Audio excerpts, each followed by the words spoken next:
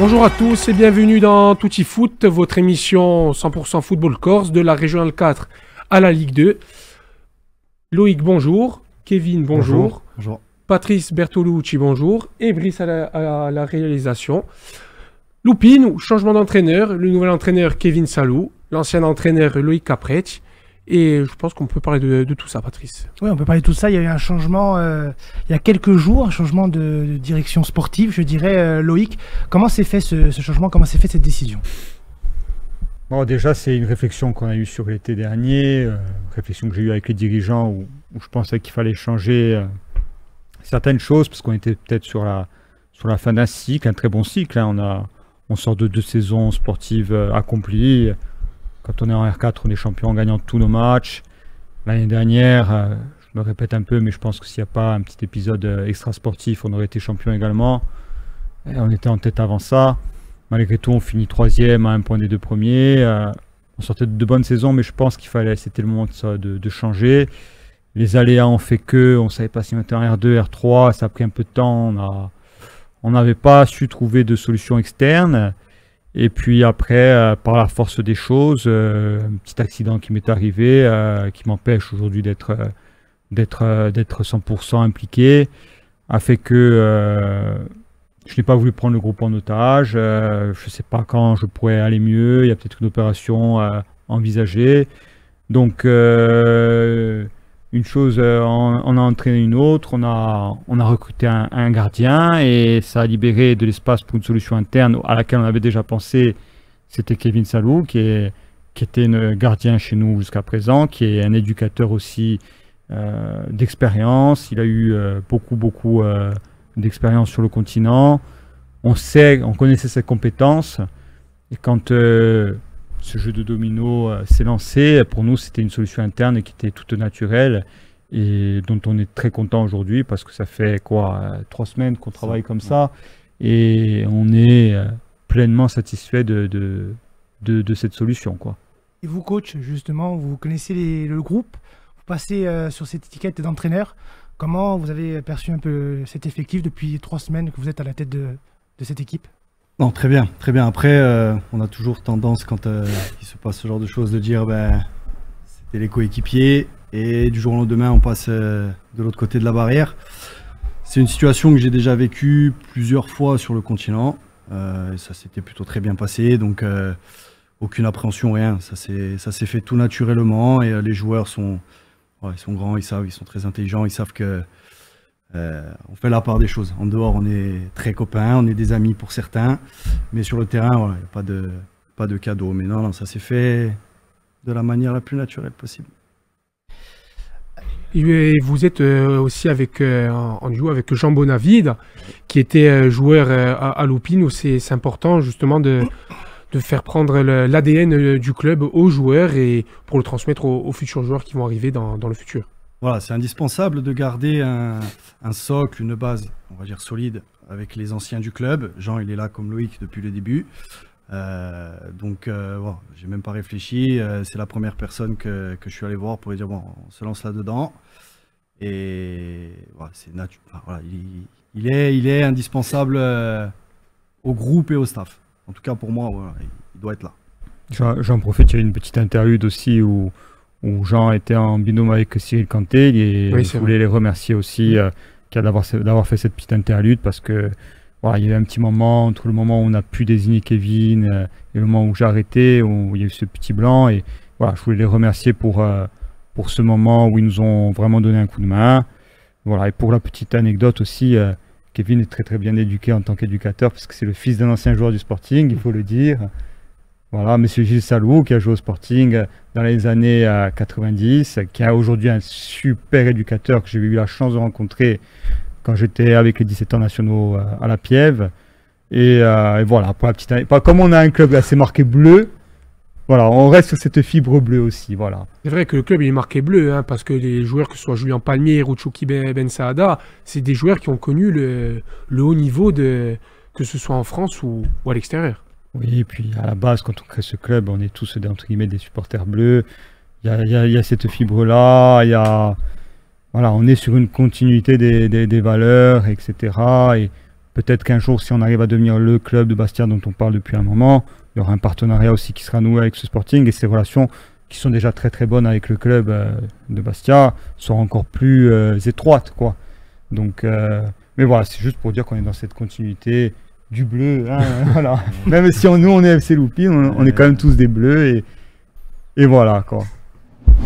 Allez, ben on va passer à la régionale 4. Il y avait le choc de haut tableau entre la réserve du Sud et la réserve de Porto Vecchio. C'est Porto Vecchio qui s'est imposé 2-1 face à la réserve du Sud. Il y a Saint-Jean qui s'est imposé 2-0 face à Saute. Et le Niol, lui, qui a infligé une correction 7-0 contre la Jointe. On le voit au classement, Porto Vecchio qui est premier avec 24 points. Second, la réserve du Sud, 20 points. Troisième, Pontelecce avec 18 points. Et pour la prochaine journée, la Jointe va recevoir la réserve du Sud. Pontelecce, lui, va se déplacer du côté de Saute. Et la réserve de Loupine, elle va recevoir la réserve de Porto Vecchio.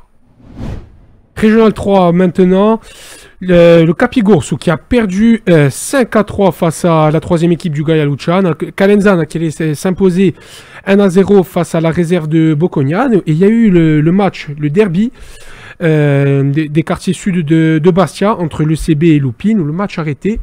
Qu'est-ce qu'il y a eu vraiment dans ce match qui a fait que ce match a été arrêté, messieurs? Pas se prononcer pour le moment, il y a des réserves qui ont été déposées, 2. On pense qu'on est dans notre bon droit parce qu'il y a eu 2 jurisprudences qui ont été sur des cas quasi similaires l'année dernière qui ont donné un match à rejouer. Bah, nous, on ne veut pas polémiquer, on est très très bien avec le CB et ça s'est très très bien passé. C'est un match qui s'est passé dans... Pour regarder sur la feuille du match, hein, il y a eu 2 exclusions au moment de l'arrêt du match, mais avant ça, il n'y a pas un carton, rien, il n'y a pas une échauffourée. Voilà, c'est vrai que quand on voit un match arrêté, on se dit, bon, qu'est-ce qui s'est passé? Mais non, en fait... c'est souvent ça. Voilà, voilà, il y a eu quelques... Je pense quelques maladresses. Nous, on est dans notre bon droit avec ces réserves. En s'appuyant sur ces jurisprudences, on espère avoir gain de cause, match à rejouer. Et il n'y aura pas de soucis parce qu'il n'y a aucun souci entre nos 2 clubs. On travaille ensemble sur beaucoup de choses pour les quartiers sud et on risque de travailler encore plus ensemble à l'avenir. Donc, entre les 2 clubs, il n'y a aucun souci. Il n'y a pas eu de bagarre. Voilà. C'est important de le préciser. Il y a 2 réserves qui ont été déposées de notre côté pour des choses... qui nous paraissent tout à fait normales. Mais il n'y a pas... Voilà. Après, c'est un match ça a été un bon match, qui s'est déroulé dans de bonnes conditions. Il y a eu des beaux buts, mais selon nous, il a rejoué parce que déjà, il n'est pas arrivé à son terme et parce qu'il y a un but qui est entaché d'une faute technique. Vous avez une date précise? Vous allez passer auprès de la Ligue? Bah, je pense qu'on va passer en première instance jeudi. Après, est-ce qu'ils vont le mettre en instruction ou pas? S'ils le mettent en instruction, ça risque de durer encore 2 semaines. Voilà, s'il y a une décision qui est rapide, on peut rejouer dès le 5 janvier. Sinon, ça sera match à rejouer le 2 février, je pense. Mais après, ça dépend de ce que décidera la Ligue. Voilà. Après, bon, maintenant, j'ai plus de suspension. Donc je peux le dire, des fois, on a des décisions un peu inédites nous concernant. Donc voilà. Bon, après, là, il y a des jurisprudences, donc on pourra pas... Ils pourront pas trop déconner non plus, quoi. Voilà. Prochain match contre Bocognano qui est en embuscade, la réserve.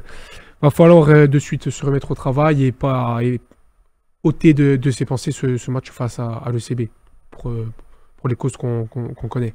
Non, clairement oui. Après, si on regarde au niveau comptable, alors oui, Calenzane et l'ECB aujourd'hui on fait le break, hein, on va dire. Et en embuscade, il y a le Cap, Boco, nous, l'Orient et aussi avec un match en plus.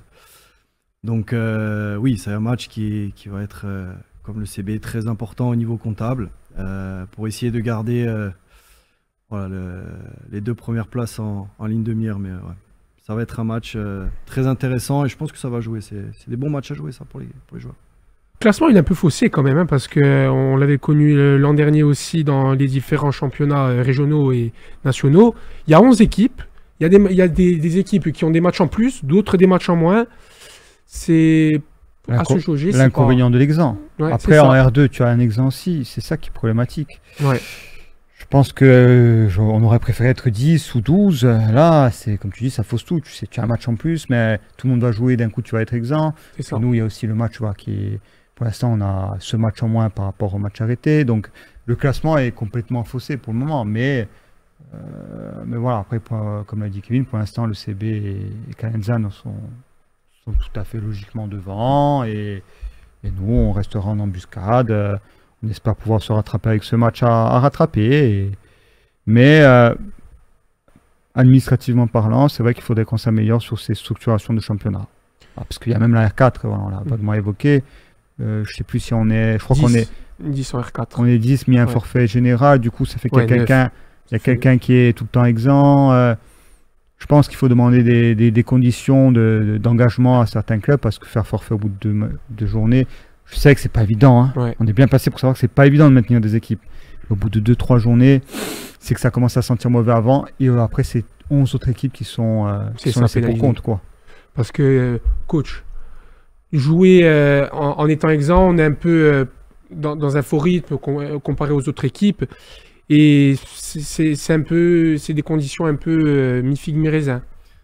Alors déjà, le fait d'être 10 ou 12, ça fait des championnats qui sont alors longs sur la durée, mais courts en termes de matchs joués. Ça. Si en plus de ça, on rajoute des exempts, il y a des matchs où on va jouer, et selon le calendrier, que ce soit nous ou une autre équipe, hein, je ne sais plus quelle équipe dans la poule a eu ça, mais pendant un mois, ils ne jouent pas. C'est ça. Et malheureusement, voilà, c'est fausser le championnat, non, parce que tout le monde est logé à la même enseigne, mais d'avoir des exempts, effectivement, c'est pas simple à gérer suivant le calendrier des équipes, quoi. Donc ouais, c'est toutes les régionales, que ce soit la 4, la 3 ou la 2, même il y a R2, un exempt sur chaque championnat. Ouais. C'est vrai que, comme tu l'as dit Loïc, il faudrait peut-être se rapprocher un peu plus de la Ligue, avoir des... Attention, je jette pas la pierre sur la Ligue. On sait que c'est des organisations qui sont pas évidentes parce que à qui s'engage au dernier moment, à qui on attend la réponse au dernier moment.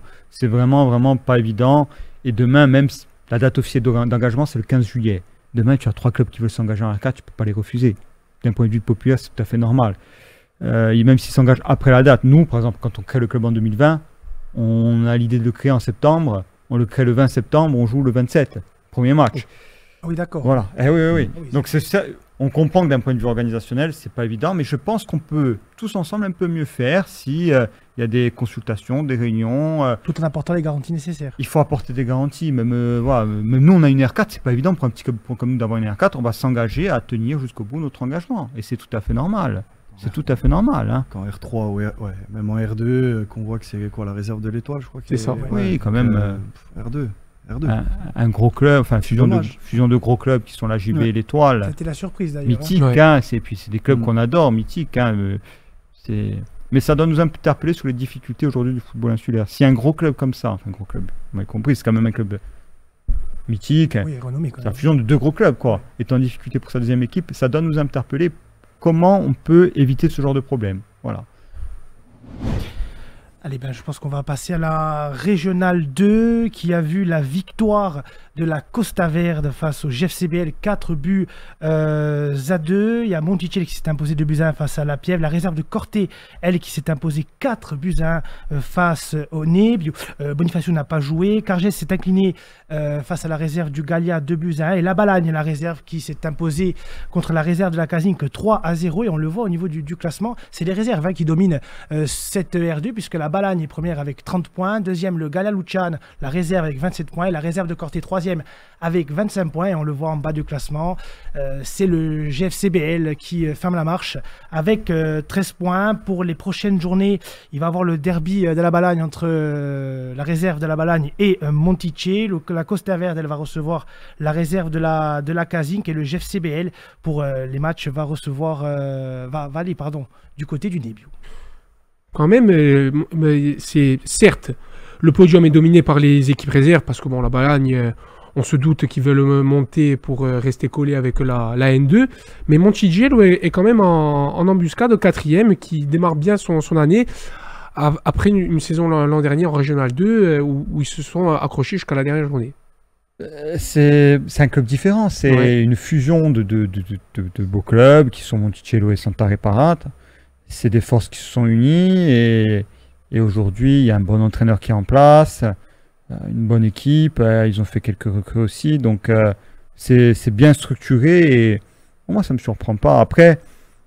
Après dominé par les réserves, oui, quand tu as quelques descentes, c'est des plus-values que... Ça facilite les choses. Oui. Puis même, tu sais, à notre petit niveau, on a des joueurs qui travaillent, des joueurs qui ne sont pas là. nous, on a du mal à les remplacer. Demain, il manque des joueurs dans l'équipe réserve de telle ou telle équipe. Ben, il faut les remplacer. Tu fais une descente, ben, tu n'as pas de mal qualitativement à la remplacer. Après, il faut que le joueur soit dans l'esprit aussi. C'est pas évident de passer de la nationale à la R2. Mais voilà, c'est un petit plus. Après, mais c'est tout à fait normal et logique. Et si ça fait jouer des jeunes de chez nous en manque de temps de jeu, c'est très bien. Et voilà, puis ça bosse bien. Hein. Balagne, c'est beaucoup de jeunes. Hein.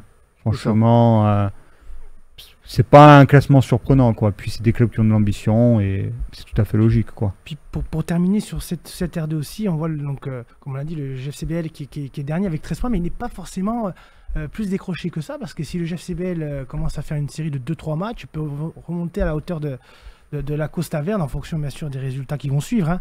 Mais c'est vrai que c'est quand même assez serré, je trouve, en fond de classement, même si on voit déjà qu'à partir de la Piève, ça commence déjà un peu à prendre son envol, mais il y a quand même quelque chose à jouer. Il n'y a personne qui est décroché dans ce championnat. Non, après, je sais pas si tu veux... Non, après, bon, on voit que Balagne et le Gallia avec Corté sont plus ou moins loin devant, mais ce qui laisse derrière, pas des miettes, hein, mais voilà, les équipes, tout le monde peut battre tout le monde, on a l'impression. Hein. Donc, c'est ça. GFCBL, ok, dernier, mais demain ils font une victoire, un nul, et autant ils se relancent. Ouais, ils se relancent tout. Oui, et puis c'est une équipe accrocheuse, quoi. C'est qualitativement, peut-être que c'est un petit peu compliqué parce qu'il y a une montée qui n'a pas été anticipée administrativement. On est entre deux, c'est compliqué pour eux hein, de faire un recrutement adéquat. Mais on sait que c'est un club valeureux qui lâche rien et sur certains matchs au couteau, ils peuvent très bien s'en sortir et se maintenir parce que du coup, il n'y aura qu'une descente. Si je dis pas de bêtises. Normalement, ouais. Et voilà, ça va être disputé, quoi. Ça va être disputé jusqu'au bout et je pense que jusqu'au bout, ils se battront pour tenter de se sauver, quoi. Régional maintenant, l'AS Porto Vecchio qui a arraché le nul au GFCA et met fin à la série de 8 matchs de 8 victoires pour le GFCA en championnat. Le Svar qui s'est incliné à Propriano face à l'FGEB de 2-0. L'FGEB qui pointe à la 4e place. L'FGEB qui avait du mal à lancer son championnat et puis à enchaîner les belles performances, que ce soit contre Ghizonac, Fouriagne ou le Svar, et maintenant 4e. Et Bocognano s'est imposé dans le derby. On va le voir en image, 4-0 face à cette équipe d'AFA sur un penalty. Le Bocognano qui débute très très bien sa saison en étant 3e avec 26 points. C'est la bonne opération pour les hommes de Pierre-François Sinapi. Ouais, c'est une bonne opération. Puis comme tu l'as dit, voilà, il monte sur le podium. On le voit dans ce classement. De toute façon, c'est 3 clubs du Sud qui dominent aussi ce championnat. Mais c'est vrai que Bocognano, là, sur ce derby, avait à cœur de s'imposer. C'était important voilà, pour cette continuité, en tout cas, d'objectif, d'aller le plus haut possible, parce qu'il y a un maintien aussi à aller chercher. On sait que le GFCA, lui, malheureusement, il est un peu décroché de ce championnat. Mais c'est vrai que pour Bocognano, il y a... Voilà, ça fait du bien dans les têtes, puis s'imposer dans un derby 4-0, ce n'est pas rien. Pour les prochaines journées, le Bocognano va se déplacer à Mezzaviglia contre le GFCA. On va avoir le derby entre le FGEB et la réserve de Borgo. Et l'Asvar va se déplacer à Echikazuarela. Allez, National 3, groupe D, le groupe de la réserve d'Ajaccio, de la réserve du Sporting et de Borgo. La réserve du Sporting a fait match nul face à Chatou 0-0. La réserve de la Ajaccio s'est imposée 1-0 face à Brittany. Et le FC Borgo, et on va le voir en image, s'est imposé 3-1 face à la réserve du Stade Malherbe de Caen dans des conditions... C'était très difficile à jouer, je pense, au complexe Paul Nadal. Ce match, on le voit, les torrents de pluie. Je pense même sur la synthétique, c'est assez compliqué, mais on voit l'ouverture du score de cette équipe de Borgo. Borgo qui maintient le cap, puisque Borgo est premier dans ce championnat. Les hommes d'Adrien Rossini, de Gary Koulibaly, qui pointent à la première place avec 18 points, 5 victoires, 3 nuls et une seule défaite. Ça a été un match compliqué, mais un match où cette équipe est allée avec le cœur et est allée s'imposer 3-1. Le terrain a bien absorbé toute la pluie parce qu'il en est tombé de l'eau là. Ah ouais, c'est vrai qu'on voit que le terrain malgré tout n'est pas détrempé. Ouais. Bon, après c'est de belles installations. Hein, on est sur des installations récentes hein, du côté de Borgo, mais qui s'impose contre une réserve.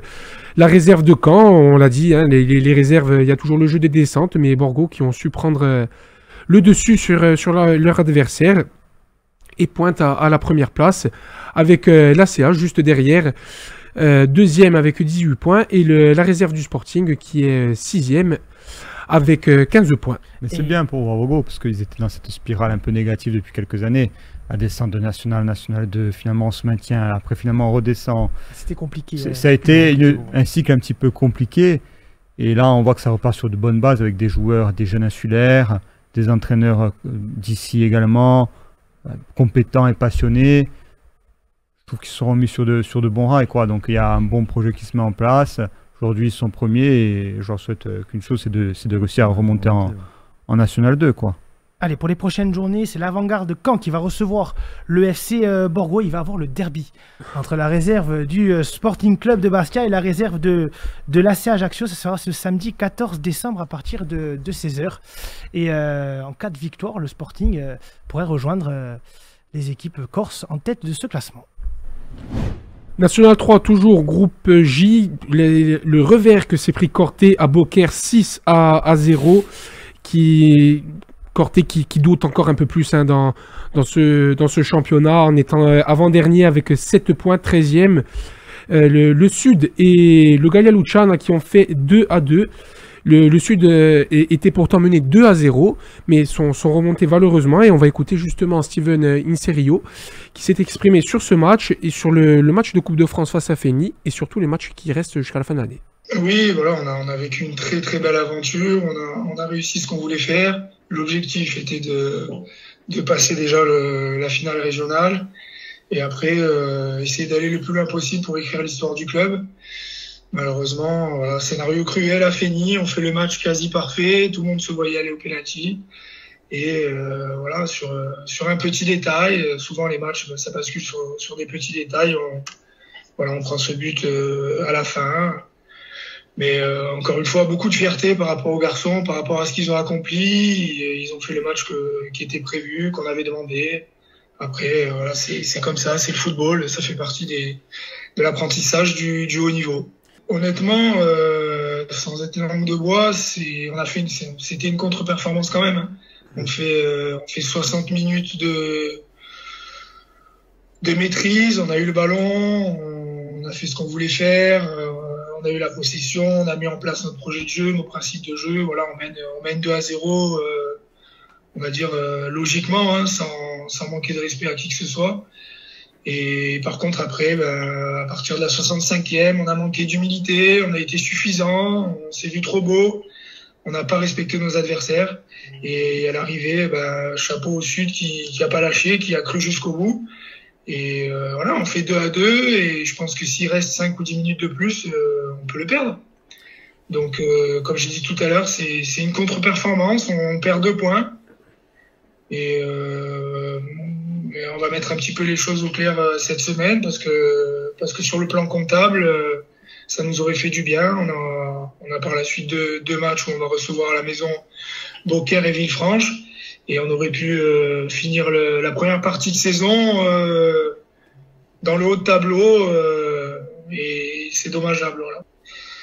Écoutez, déjà on va essayer de récupérer les points qu'on a perdu au Sud et à la maison on compte faire le plein. Oui, Beaucaire c'est une équipe compliquée à jouer, qui ferme un petit peu le jeu, qui joue en contre, assez athlétique, qui met beaucoup d'engagement.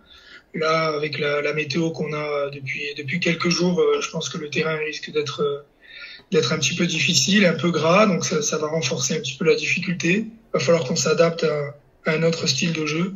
Je pense qu'on aura affaire un petit peu à un match comme on avait fait contre Foss ici à la maison, où il va y avoir beaucoup d'engagement, beaucoup de jeux directs. Mais ouais, ça va être un match particulier, mais il va falloir qu'on prenne absolument les 3 points pour justement essayer de recoller sur la partie haute du tableau et passer les fêtes un petit peu dans un état plus tranquille. Non, non, c'est un réel objectif. On veut aller le plus loin possible en Coupe de Corse. Par contre, avec les dirigeants, on s'était organisé de cette façon. On va essayer de donner un maximum de temps de jeu à nos jeunes, ceux qui font partie du groupe de la N3 et qui ont jusqu'à maintenant pas eu la possibilité d'avoir beaucoup de temps de jeu, avec bien évidemment une osmose qui sera respectée. Mais l'objectif, c'est d'aller le plus loin possible avec les jeunes qui sont dans la passerelle pour le groupe de la N3. Oui, non, complètement. Après, voilà, on a des jeunes qui sont depuis un an et demi dans le groupe de la Nationale 3, qui ont des ambitions, qui réclament du temps de jeu. Mais ça sera l'occasion aussi de se montrer, que ça soit face à des équipes de niveau inférieur ou de même niveau ou de niveau supérieur. Ben, ça sera eux de montrer réellement ce qu'ils prétendent. Et voilà, on va essayer de les accompagner avec des anciens, avec des cadres. Mais voilà, oui, tous les matchs de coupe vont être difficiles. On l'a vu par rapport à la Coupe de France. Voilà, on a rencontré des équipes inférieures, d'autres supérieures. Voilà, ça se joue sur des détails, sur plein de choses. Mais il va falloir montrer qu'il y a eu une progression depuis un an et demi au sein du groupe. Et pourquoi pas essayer de gratter du temps de jeu pour le championnat. Mais en tout cas, je reviens à votre question, la Coupe de Corse est un réel objectif pour le club. Voilà, c'était Steven Inserio. Le Gaia Luciano va recevoir Beaucaire et le Corté va recevoir Rousset, le leader. Et le Sud va se déplacer à Alès. Allez, National 2, groupe C, le FC Balagne a fait match nul, 2 buts partout face à Fény-Aulnois et Fournier-Gliagne a fait 0-0 face à Ouascal. On va le voir justement en image, ce match nul des hommes de Romain Paturel. Il y a eu pas mal d'actions assez importantes du côté de Fournier. Il y avait aussi la pluie qui s'est installée à Herbajol. C'est vrai que les conditions de jeu sur un synthétique avec la pluie, ça accélère, je pense, le jeu, que ce soit du côté de Fournier, du côté de Ouascal. Il y a quand même une belle frappe là, des 35 mètres de la part du milieu de terrain de Fouriagne. Il y a aussi sur la fin de rencontre une décision un peu litigieuse sur potentiellement un penalty sifflé ou non dans les dernières secondes de cette rencontre. 0-0, Fouriagne qui pointe à la 6e place avec 17 points. Fouriagne en tout cas n'a pas perdu cette rencontre. Oui, Fouriagne qui reste dans une bonne dynamique, tout comme le FC Balagne. Qui était leader à un moment donné, mais qui sont toujours très bien placés, que ce soit la Balagne ou Fouriagne. La Balagne qui va recevoir un gros morceau, c'est Bobigny qui sont devant eux au classement, et Fouriagne va se déplacer à Chantilly, qui est un adversaire direct pour les Fourianiques. Vous, messieurs, sur ce championnat national 2, on le sait, on le répète depuis plusieurs émissions, mais on sait que c'est un championnat très très serré, c'est un championnat semi-professionnel, on le voit sur pas mal de détails, dont des clubs comme Créteil, le FC Fleury ou même Bischheim, voilà, même Chambly qui était en national il n'y a pas si longtemps que ça. Une équipe de Fouriagne et de la Balagne qui est quand même dans la première partie du classement. Quand même, Ouais, après... Le National 2, là, je regardais la poule de Fouriagne. Je prends juste les deux premiers qui sont Bobigny et Fleury. C'est des clubs qui ont des gros moyens. Ensuite, on a aussi des clubs, des anciens clubs professionnels, Créteil. Dans les autres poules, c'est pareil. C'est des championnats qui sont très compliqués à jouer. Et on le voit aujourd'hui, les réserves des clubs professionnels qui font jouer quasiment que des jeunes, en National 2, ils s'en sortent pas. Ils sont souvent en National 3, voire R1. Mais ouais, National 2, c'est des poules qui sont très compliquées. Et aujourd'hui, la grande majorité des joueurs font quasiment que ça, quoi. Ils sont quasiment pros sans l'être contractuellement. C'est pour ça qu'on dit quand même qu'il y a du gros travail fait, du gros taf fait, que ce soit à Fouriagne et en Balagne, pour avoir quand même des clubs qui sont 3e et 6e dans ce Sur son classement, tu as enlevé les 3 points à Balagne. La décision a été faite hier. Non, effectivement, il y a 3 points au moins sur le... C'est incompréhensible. Oui, on allait en parler justement. Il y a eu 3 points au moins sur cette décision pour le FC Balagne. Je n'arrive pas à comprendre la logique de la DNCG. Même concernant le Sporting, mais on peut y revenir plus tard. Mais sur la Balagne, on va pas tarder. sur la Balagne, je sais pas ce qu'ils reprochent à la Balagne, mais même s'il y a un manque à gagner, même s'il y a un déficit, Elle est où la logique d'enlever des points des points. sportifs? Déjà, personnellement, je ne pensais pas que la DNCG avait la possibilité d'enlever des points au classement. Je pensais que la commission de discipline était en droit de le faire. La DNCG, et ça on va en parler parce que la Ajaccio aussi s'est tombée par rapport aux décisions de la DNCG, que ce soit encadrement de la masse salariale, ce qui est le cas pour l'FC Balagne, ou bien sûr le fait d'avoir des transferts à titre onéreux qu'on ne peut pas se permettre de recruter, etc. Je peux le comprendre, mais là, le fait d'enlever des points, je ne savais pas que la DNCG était dans le... À moins qu'il y ait eu... à moins qu'il y ait un reproche au niveau des documents qui ont été fournis, qui auraient eu du faux, et à ce moment-là, un retrait de points sportifs. Là, enfin, j'essaie de comprendre, hein, je ne dis pas, c'est pas une info, je ne comprends pas comment tu peux enlever des points acquis sportivement à la Balagne pour des problèmes d'ordre administratif et financier, quoi. Je pense qu'on va essayer d'avoir peut-être les dirigeants du FC Balagne pour la prochaine émission. Essayer En d'avoir tout des cas, bon, explications sur ça. j'espère que, s'il y a appel, que ça marchera pour eux, parce que ce qu'ils ont acquis, ils l'ont pas volé, ça travaille très très bien, comme tu dis, et ça me paraît être une décision très injuste. On finit par la Ligue 2 avec le Sporting et la CA. Le Sporting qui a fait un énième match nul face au Red Star, mais le Sporting qui est tombé quand même sur le gros gardien du Red Star parce qu'il a sorti 2-3 belles parades et a maintenu à flot le navire parisien. Il y a eu plus de 20 tirs dans cette rencontre pour le Sporting. Une équipe du Sporting, 10 matchs nuls, messieurs, en l'espace de 15 journées. C'est un record inédit pour cette équipe du Sporting qui est quand même 10e au classement avec 19 points. La Ajaccio, elle s'est inclinée sur son terrain face au leader de ce championnat, le Paris FC. Et c'est vrai que, comme tu l'as dit, Loïc, il y a eu ces décisions hormis sportif de cette édition de la DNCG, de rétrograder les clubs corses en National 1 en attendant bien sûr les décisions. Alors le Sporting passe ce soir en commission.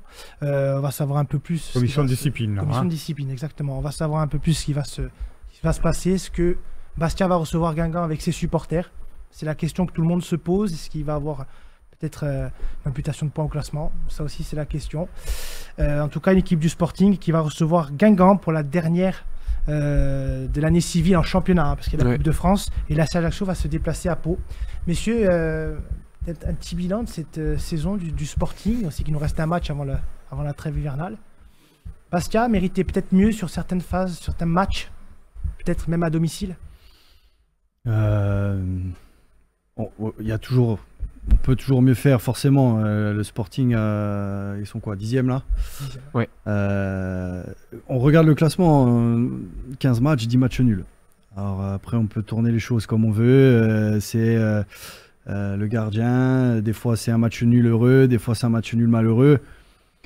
Moi, je retiens surtout une chose, c'est que l'année dernière, sur les 10 matchs nuls, je pense qu'il y en a plus de la moitié, le Sporting, il le perd, les matchs. Là, cette année, bon, c'est des nuls. Ça fait pas forcément avancer. Mais l'éternel débat, il faut un attaquant, pas un attaquant. Ça, il y a des gens qui sont mieux placés que nous. Ça, c'est le débat depuis le début de saison. Ouais. Mais je pense que sur les prochains matchs, il va falloir prendre des points pour éviter de regarder trop derrière. Et après, voilà, faut du temps. On sait que chez nous, on peut vite s'enflammer en gagnant 3 matchs ou pas. Mais c'est un projet sur du moyen, voire long terme. Donc, je pense qu'ils sont quand même sur la bonne voie. Ils travaillent plutôt bien. Il faut laisser faire le temps. Mais voilà, sur ces 10 matchs nuls, je préfère voir le verre à moitié plein en disant qu'il y a pas mal de matchs qui auraient pu être perdus l'année dernière, ils seraient perdus, quoi. Justement, Loïc, l'avantage, c'est que le Sporting ne perd pas. Ne perd pas, ne prend pas beaucoup de buts. Ouais. Alors, on accuse le coup offensivement à juste titre. Mais défensivement, on est costaud. Et en plus, on a des charnières, quelles qu'elles soient, qui sont très solides, que ce soit la charnière Aquesson-Guevara qui a commencé. Quand on met Guidi et Ronca, on est tranquille pour aussi. Qui est bien revenu, Domé Guidi d'ailleurs. Qui est très bien revenu. Très bien. On a un gardien au top du top. Donc ça, c'est vraiment le côté bénéfique des choses. Après, maintenant, sur est-ce qu'il fallait un attaquant ou pas, 10e, tu as ta place. Si tu voulais l'attaquant, c'est que tu avais d'autres ambitions. Si tu aurais mis le paquet sur un attaquant, c'est que tu avais l'ambition de monter. Comme l'a dit Kevin, c'est un projet sur le moyen long terme. Même si au début on s'est enflammé parce qu'on a fait de très bons matchs, j'étais persuadé qu'on était un petit peu trop juste pour jouer la montée. Parce qu'on est au départ de ce projet. Je pense que si on arrive à façonner certaines choses, à conserver 80% de l'effectif l'an prochain et à ajuster, peut-être qu'on pourra jouer les troubles fêtes l'année prochaine. Mais cette année, tu as ta place, 10e. Alors, il faut faire attention parce que c'est très resserré en bas. Est-ce qu'on aura un attaquant à la mi-saison? Moi, je suis persuadé qu'avec un attaquant d'un bon niveau, samedi dernier, tu gagnes contre le Red Star, comme tu aurais gagné d'autres matchs. Pour moi, oui, il faut un attaquant si tu veux aller un petit peu plus haut. Après, aujourd'hui, on joue le maintien, le milieu de tableau, le haut de tableau. On est à notre place et c'est pas un investissement qui est indispensable non plus. C'est vraiment si tu veux viser plus haut pour moi. En cas d'arrivée d'un attaquant, on sait qu'on ne peut pas recruter à titre onéreux. Donc, si un joueur doit venir, c'est ou en prêt ou c'est un joueur libre. Exactement. Donc, ça aussi, ça va être la décision des dirigeants et bien sûr du staff. Bon, je pense qu'ils savent déjà où ils veulent aller. Hein. Ça a déjà été anticipé, je pense. Oui, je pense que 1er janvier, je ne vais pas dire qu'il sera là, mais... Il y a déjà le profil bien défini du joueur. Non, je pense que c'est... C'est des gens, c'est des gens qui travaillent depuis... Voilà, je ne peux pas dire que c'est acté, mais ça peut arriver plus vite que prévu. Voilà. Si Antonetti Tavenot en parle depuis de longs mois, hein, souvenez-vous, même à la fermeture du mercato d'été, ils en parlaient. Je pense que, comme c'est des gens qui anticipent, qui travaillent très très très très bien, il n'y a pas de souci à se faire là-dessus. Et la décision de la DNCG ne change rien là-dessus, quoi. En parlant de décision, il y a la décision de la commission de discipline, on en a vite fait parler, intermédiaire, mais vous comprenez, vous, la décision de la Ligue de mettre à titre conservatoire le stade de Fouriagne, sachant qu'il y a eu des incidents sur la même journée en Ligue 1, notamment Nantes face au Havre. Il y a aussi un incident à Marseille sur une journaliste bord terrain qui a reçu un projectile. Ça a été peut-être 2 poids 2 mesures entre ce qu'on affiche à Bastia auprès de la commission de discipline et ce qu'on affiche peut-être aux autres clubs, sans stigmatiser bien évidemment. Avant le Sporting, il y a 10 ans, il y a 15 ans, quand on a connu les premières mesures conservatoires, on les connaissait ces mesures-là? C'est vrai que c'est de l'inédit. Hein. C'était de l'inédit. Moi, je suis persuadé, je ne suis pas dans un processus de victimisation. On a nos torts, il y a des choses qui ne se font pas. Vous allumez... Bon, maintenant, il n'y a plus personne qui aura la Ligue 1 parce que déjà, c'est un niveau très faible. Et en plus, c'est sur une chaîne qui n'est pas accessible à tous. Mais si vous regardez la Ligue 1 depuis des années... moi, je m'amuse maintenant, à chaque fois, sur Twitter, dès qu'il y a un incident, à dire que c'est encore la faute de Bastia. Et à chaque fois, chaque semaine, chaque week-end, je mets un tweet parce que il se passe toujours quelque chose ailleurs. Mais les mesures conservatoires, etc., ça concerne toujours les mêmes. Le briquet, il ne faut pas le jeter, il n'y a pas de souci, on est d'accord, ça ne se fait pas. Après, on a quand même, sur le PV, propos injurieux de la part de la tribune. Expression orale injurieuse. Il y a dans tous les stades de France. Dans tous les stades de France. C'est le cas. Je ne dis pas que c'est bien, je dis juste que c'est le cas. Dans tous les stades d'Europe, je pense. Dans tous les stades d'Europe, oui, bien sûr. Après... On a notre tort sur le BK, il n'y a pas de souci. On a payé avec un match à huis clos. Je pense qu'on a largement payé notre peine. Maintenant, moi j'ai beaucoup aimé les paroles de Tavenot, où il a dit que maintenant, quand tout va bien, on est solidaire. Quand il y a des choses qui ne vont pas bien, il faut être solidaire. Ça fait partie de nous. Pas en demander d'avoir un stade bouillant et que sur une fois en 2 ans, il y a eu un petit dérapage. C'est comme ça. Qu'est-ce qu'on va faire? On va pas se tuer les uns les autres. Maintenant, il faut qu'on assume tous ensemble. Pour moi, on a payé notre peine. Plus, ça me paraîtrait quand même exagéré. Alors, peut-être qu'il y aura une fermeture de secteur, parce que vous savez, maintenant, ils ferment par secteur. À la limite. Ça parlait même sur les réseaux de certains articles, hein, d'autres sites qui parlaient quand même peut-être de points en moins retirés à Bastia au classement. Alors, le point qu'on avait en sursis, on l'a plus, je crois. On l'a plus, on l'a déjà perdu l'année dernière. Hein. Voilà, il y a ça. Un point en sursis qui va être peut-être mis en place. Ça, on ne sait pas, c'est des suppositions. Hein. Bien entendu, on n'affirme rien à l'heure d'aujourd'hui, mais ce soir, on va voir un peu ce qu'il en est par rapport à ça. Avec sursis, moi, je pense qu'ils vont le mettre. Avec sursis. Possibilité. Oui, peut-être compenser le sursis avec le fait de dire on réouvre le stade sa totalité, pardon. Ouais. des 3 tribunes pour la rencontre face à Guingamp et se dire, bon, ben, on met quand même une épée de Damoclès à Bastia en mettant le point avec sursis sur ce classement, quoi. C'est possible. Après, pour en revenir à ce que tu disais tout à l'heure, oui, le briquet, faut pas. Mais par rapport à jurisprudence, par rapport à ce qui s'est passé sur d'autres terrains, eux j'en sais rien, mais eux, ils jouent sur le fait que c'était pas visé contre l'arbitre. Lancer une bouteille d'eau sur une journaliste, apparemment, c'est moins grave. Enfin, voilà, après, c'est toujours pareil. À quel degré on met la gravité du geste. C'est des choses qui ne doivent... Voilà, je ne cautionne pas du tout. Moi, j'étais pas loin en plus quand ça s'est passé. Forcément, ça ne doit jamais arriver. Mais après, voilà, de dire sur l'autre stade, il s'est passé ça, sur l'autre stade, il s'est passé ça, oui. Mais déjà, faut... En espérant déjà que ce soir, on n'ait pas de retrait de points secs et qu'on puisse réouvrir le stade vendredi, quoi. Parce que c'est des pertes importantes pour le club, de ne pas ouvrir, surtout en ce moment.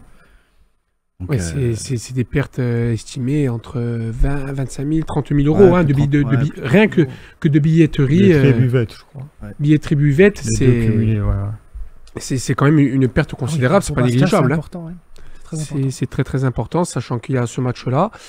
Et aussi le match contre Saint-Joseph en Coupe de France le 21 décembre. Bon, je pense que d'ici là, je pense pas qu'il y ait de huis clos.